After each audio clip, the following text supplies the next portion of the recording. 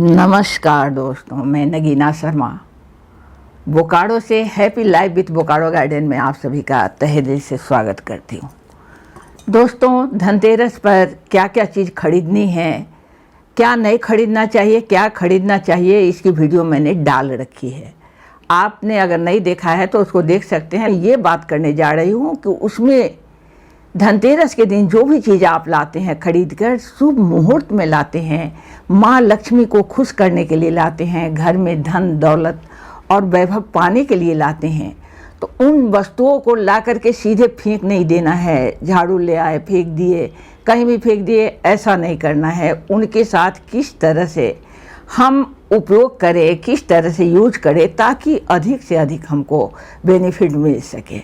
तो उसमें मैं आज कुछ वस्तुएं यहाँ पर लेकर आई हूँ जिसके बारे में मैं आपसे चर्चा करने वाली हूँ।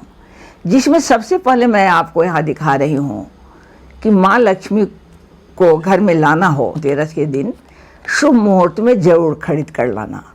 शुभ मुहूर्त क्या होता है धनतेरस का, हर साल अलग अलग होता है। उसको आप उस मुहूर्त में आप नमक ज़रूर घर के में खरीद कर लाएंगे।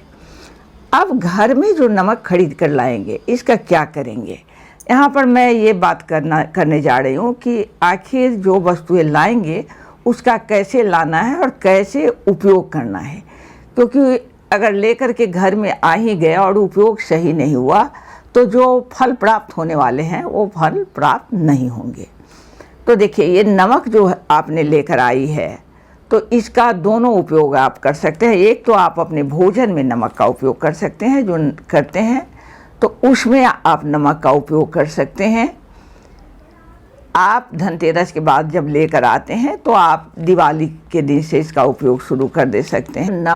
अगर आप अपने पोछा के पानी में चुटकी 2 चुटकी डालकर पोछा लगाते हैं तो आपके घर से दरिद्रता जो है, निर्धनता जिसको बोलते हैं, वो दूर हो जाएगी। धन की कोई कमी नहीं रहेगी, साथ ही निगेटिविटी जो आपके घर में होगी वो भी आपकी समाप्त हो जाए। अक्सर हम लोग क्या करते हैं, धनतेरस के दिन बर्तन खरीदते हैं। बर्तन में मैंने ये जिक्र की है कि आपको लोहा, शीशा, प्लास्टिक के बर्तन नहीं खरीदने हैं।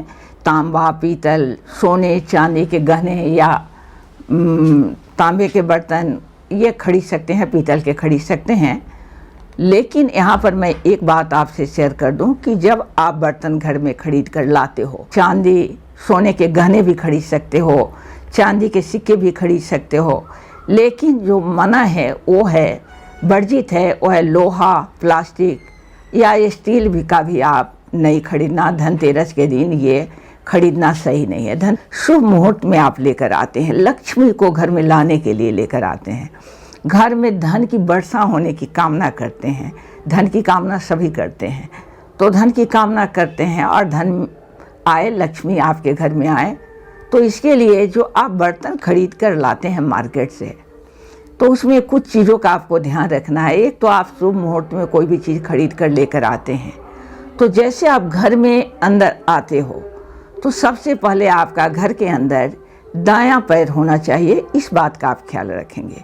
दूसरी चीज़ है कि आप जो बर्तन खरीद कर लाते हैं वो खाली नहीं रहना चाहिए। कुछ भी खरीद कर, कोई भी अनाज हो, कुछ भी हो, इसमें भरकर आपको घर के अंदर लानी है। खाली बर्तन आपको घर में नहीं लानी है। दोस्तों, इसको बात करूं मैं कि अगर आप अनाज नहीं खरीद कर लाते हो तो कम से कम जो बर्तन आप खरीद कर धनतेरस के लिए ला रहे हो उसमें कम से कम पानी जरूर डाल देना और इसके बाद उसको लेकर घर में। दोस्तों, अब तीसरी वस्तु जो है वो है आपका जाना पहचाना धनिया, जिसका हम लोग मसाले के रूप में उपयोग करते हैं। इसका सूखा मसाला भी बनाते हैं, हरी धनिया का भी उपयोग करते हैं। ये धनिया है, मैंने खरीद कर लाई थी, आपको दिखलाने के लिए मैंने थोड़ी सी निकाली है। तो ये धनिया खरीद कर लाना धनतेरस के दिन बहुत ही शुभ होता है। और आप में से बहुतों को ये पता होगा कि धनिया ला करके उसको क्या करते हैं, क्या करनी चाहिए, कैसे करनी चाहिए, ताकि हमको इसके धनिया का फल अच्छा मिल सके। धनतेरस के दिन खरीद कर लाए हैं तो इसको आपको किसी बर्तन में डालकर, जहाँ पर आप पूजा करते हैं माँ लक्ष्मी की, गणेश की पूजा करते हैं, वहाँ पर आप थोड़ी सी धनिया डाल दें। धनिया जो आपने पूजा में डाली है उस धनिया को दिवाली के कल होकर जब पूजा समाप्त हो जाती है, आप वहाँ पर फूल पत्ती का विसर्जन करते हो, उस समय उस धनिया को ले लेना है और आपको कहीं खेत में लगा देना है, खेत में बो देना है कहो, और इससे आपके धनिया फलेंगे। बल्कि जितनी अच्छी उसकी फसल धनिया की होगी, कहते हैं माँ लक्ष्मी आप पर उतना ज़्यादा खुश हैं और उतना धन आपके यहाँ आने वाला है। अब इसमें एक बात और है कि आप धनिया को कोई कपड़े में बांधकर अपने तिजोरी में भी रख सकते हो, ये भी आप कर सकते हो। धनतेरस के दिन झाड़ू खरीद कर लाना बहुत ही शुभ होता है। कहते हैं कि झाड़ू में माँ लक्ष्मी का वास होता है, और धनतेरस के दिन लाया हुआ जो शुभ मुहूर्त में आप झाड़ू लेकर घर में आते हो, ये आपका सौभाग्य खोल देता है, भाग्य खोल देता है, आपका भाग्य पलट जाता है, घर से निर्धनता दूर हो जाती है, घर में माँ लक्ष्मी का वास होता है।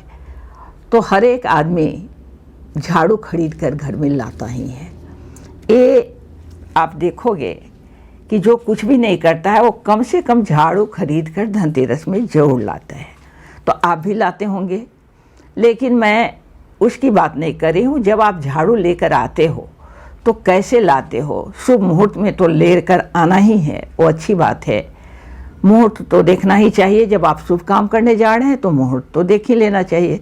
अब शुभ मुहूर्त में आप झाड़ू को लेकर आते हो तो इसमें कुछ चीज़ों का आपको ध्यान देना है। पहले तो मैंने इसकी प्लास्टिक हटा दी है, प्लास्टिक से ढका हुआ था। जब झाड़ू आप घर में लेकर आते हो तो सबसे पहले जब आप घर के अंदर इंटर करो तो आप अपना दायां पैर जो है घर के अंदर डालोगे।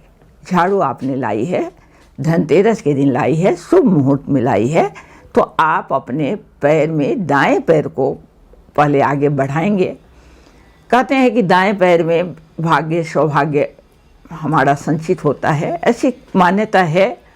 तो दाएं पैर आप अंदर लाएंगे। दूसरी चीज़ है कि झाड़ू जब आप घर में लेकर आए हो तो इसको ला करके जैसे तैसे ला करके, ये नहीं कोई सामान लेकर आते हैं फेंक देते हैं।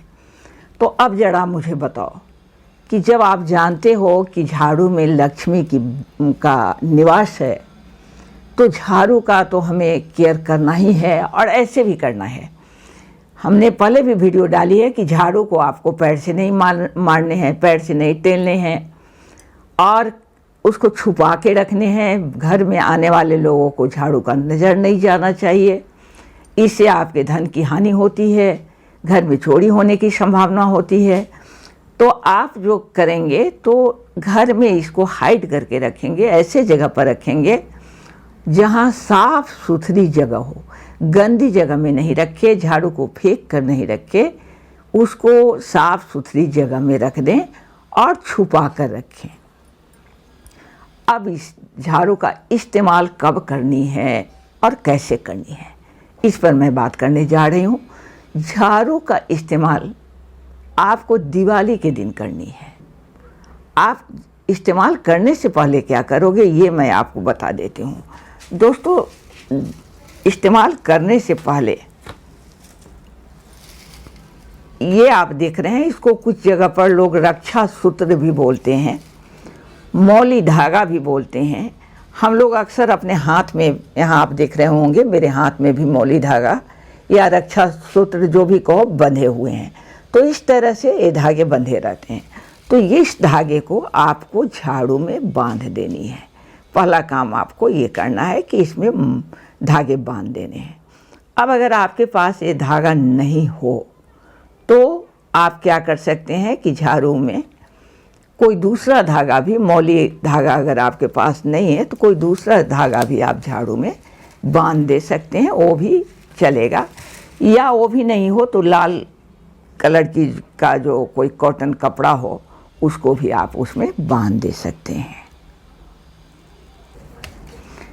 दोस्तों, दिवाली के दिन से आपको धागा बांधने के बाद इसका इस्तेमाल शुरू करना है। सही उपयोग अगर आपको करनी है तो दिवाली के दिन धागा बांधने के बाद इसका उपयोग करना है।